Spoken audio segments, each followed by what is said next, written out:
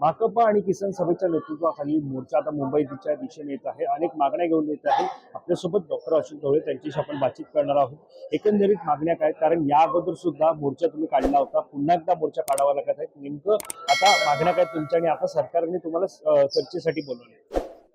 आमची पहिली गंभीर तक्रार ही आहे, 2-3 वर्षाचा हा मुद्दा नाहीये।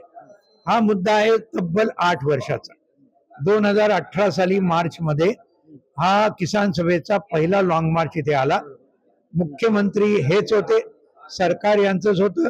त्यावेळेला सगळ्या मागण्या 3 तास चर्चा होऊन सगळे संबंधित मंत्री अधिकारी होते आणि 3 तास चर्चा होऊन पूर्ण लिखित त्यांनी काय काय मागण्या मान्य आहेत हे सगळं आम्हाला दिलं। आमच्या आग्रहास्तव ते जे करार केला किसान सभेबरोबर तो त्यांनी विधानसभेत आणि विधान परिषदेच्या पटलावर सुद्धा ठेवण्यात आला। हे सगळं जे झालं ते चांगलं झालं, त्याच्याबद्दल वाद नाही। दुर्दैव असं की त्या मार्चच्या नंतर जे काही कबूल केलं, नंतर अजून 1-2 मार्च निघाले। आता आपण बघितलं असेल की गेल्या आठवड्यात पालघरला 50,000 शेतकरी पुन्हा त्या ठिकाणी चारोटीवरून पालघरला गेले।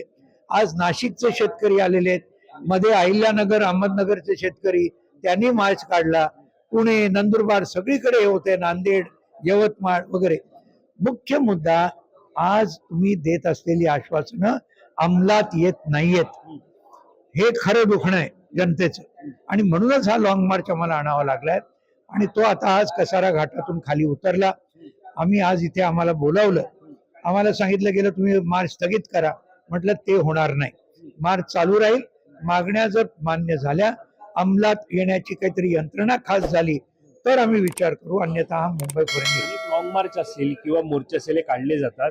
उदाहरणार्थ तुमचा आता जो लॉंग मार्च येत आहे, अगोदर सुद्धा तुम्ही काढला होता। तुम्ही आता म्हणताना सांगितलं की आश्वासनं दिली होती, मात्र ती पूर्ण झालेली नाहीये। आता तुम्हाला शिष्टमंडळाने बैठकीला बोलवलेलं आहे, मात्र याच्यामध्ये जर तोडगा काढायचं म्हटलं तर ते अंमलात आलं नाही तर तुमची पुढची रणनीती काय असणार? तर तेच मुद्दा आहे। आधी आम्ही ते किती सिरियस आहेत, आमचं सरळ म्हणणं आहे, राजकीय इच्छाशक्ती नाहीये। राजकीय इच्छाशक्ती असती करता आलं असतं। त्रिपुरामध्ये डाव्या आघाडीचं सरकार होतं, लहान राज्य आहे, पण त्यावेळेला डाव्या आघाडीचं सरकार असताना आमचे मंत्री जितेंद्र चौधरी माझे दोस्त आहेत, पार्टीच्या पॉलिट ब्युरो मध्ये आहेत माझ्या बरोबर आज, ते तिथे वन आपले आदिवासी अधिकार मंत्री होते। जवळजवळ 90-95% दावे क्लिअर केले। एका वर्षामध्ये लोकांना जमिनी मिळाल्या, वनाधिकार कायद्याप्रमाणेच, याच कायद्याप्रमाणे। इथे का नाही होऊ शकत? मुख्यमंत्री तेच होते अगोदर, तुम्ही आता म्हणाल मुख्यमंत्री तेच होते, त्यांनी आश्वासनं दिली होती, मात्र इतका वर्ष लोटल्यानंतर सुद्धा आता त्या मागण्या का नाही मान्य होत? ते तोच मुद्दा ना, राजकीय इच्छाशक्ती नाहीये सरकारमध्ये, प्रशासनामध्ये आणि एकूण सगळ्या ऍडमिनिस्ट्रेशन मध्ये। सरळ गोष्ट आहे, नाहीतर एवढा लहान मुद्दा कसा नाही सुटू शकत मला सांगा। कायदा आहे, वनाधिकार कायदा 2006 साली झाला, 20 वर्ष झाली। 20 वर्षामध्ये नाही करू शकत, एवढी साधी गोष्ट आहे। तुम्ही आता म्हणालात की कायदा सुद्धा आहे, मात्र होत नाहीये, याला कारणीभूत कोण ठरतंय? कारण तुम्ही आता म्हणालात की राजकीय इच्छाशक्ती लागते, मात्र ती नसेल तर म्हणून हे होत नाहीये। हो, म्हणूनच होत नाहीये, सरळच आमचं आता म्हणणं आहे। कारण दुसरा निष्कर्ष काय निघू शकतो मला सांगा ना? लाखो लोकांचा हा प्रश्न आहे, हा काही हजारोंचा पण नाहीये हा मुद्दा। आता हा हे झाले एक मुद्दे ज्यासाठी आम्ही आलो। दुसरे खूप मोठे मुद्दे, एकूणच शेतकऱ्यांचे मुद्दे इतके भयानक आहेत की आपल्याला कल्पना नाही महाराष्ट्रात। आपल्याला माहितीये पी साईनाथ आपले फार मोठे नावाजलेले पत्रकार, महाराष्ट्राला शेतकऱ्यांची स्मशानभूमी म्हणाल इतकं त्यांना म्हणावं लागलं। आणि गोष्ट खरीच आहे, सर्वात जास्त आत्महत्या महाराष्ट्रात झालेल्या आहेत कर्जबाजारीपणामुळे।